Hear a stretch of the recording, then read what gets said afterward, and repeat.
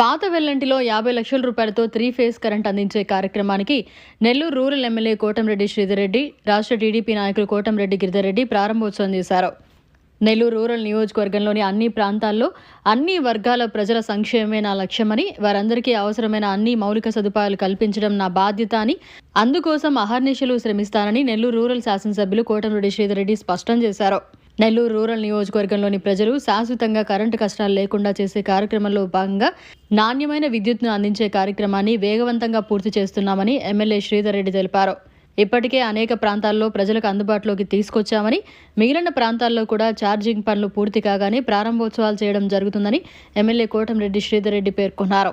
అంతేకాకుండా పొట్టేపాలెం కలుజుపై నిర్మించనున్న బ్రిడ్జి పనులకు టెండర్లు పిలవడం జరుగుతోందని, టెండర్స్ పూర్తి కాగానే పనులు ప్రారంభిస్తామని ఎమ్మెల్యే కోటంరెడ్డి శ్రీధర్ రెడ్డి తెలిపారు. అదేవిధంగా ములుమూడి గ్రామ కలుజుపై కూడా బ్రిడ్జ్ నిర్మాణానికి అవసరమైన నిధులు సేకరణ జరుగుతోందని, ఆ పనులు కూడా పూర్తి చేసి ఈ ప్రాంత ప్రజల కలలు నెరవేరుస్తామని రూరల్ శాసనసభ్యులు కోటంరెడ్డి శ్రీధర్ రెడ్డి చెప్పారు.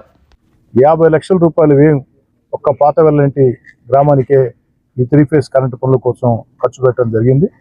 భవిష్యత్తులో ఇంకా తెలుగుదేశం పార్టీ కూటమి అధికారంలోకి వచ్చిన తర్వాత చంద్రబాబు నాయుడు గారు ముఖ్యమంత్రిగా ఈ అధికారంలో వచ్చినప్పటి నుంచి ఇప్పుడు దాకా కూడా అనేక అభివృద్ధి కార్యక్రమాలు జరుగుతూ ఉన్నాయి. అభివృద్ధి కార్యక్రమాల్లో భాగంగా ముఖ్యంగా గ్రామాల్లో అన్ని రకాల వస్తువులు, సామాన్య, పేద, నిరుపేద ప్రజలు నివసించే ప్రాంతాల్లో కూడా అన్ని రకాల వస్తువులు కల్పించేదానికి స్థానిక ఎమ్మెల్యేగా శక్తి వంచన లేకుండా కృషి చేస్తానని, ఇంకా కూడా ఈ గ్రామంలో ఏదైనా స్థానిక ప్రజలు గుర్తించి స్థానిక నాయకులు గుర్తించి చెప్పిన సమస్యల్ని వీలైనంత త్వరలోనే పూర్తి చేస్తామని మాట ఇస్తూ, అదేవిధంగా ఈ ప్రాంత ప్రజల చిరకాల కళ పొట్టేపాలెం ములుమూడి కల్జుల మీద ఆ యొక్క బ్రిడ్జీలు. పొట్టేపాలెం కల్జు మీద బ్రిడ్జి శాంక్షన్ అయింది. ఈరోజు టెండర్లు పిలవబోతూ ఉన్నారు. ఆ టెండర్ ప్రక్రియ అంతా కూడా ఒక 4 రోజుల్లో పూర్తయిన తర్వాత దాన్ని ప్రారంభోత్సవం చేసుకుని వీలైనంత త్వరగా అందిస్తానని, అదేవిధంగా ములుమూడి కల్జు మీద బ్రిడ్జి కోసం కూడా అన్ని రకాల ప్రయత్నం చేస్తున్నానని చెప్పని మాట ఇస్తుంది.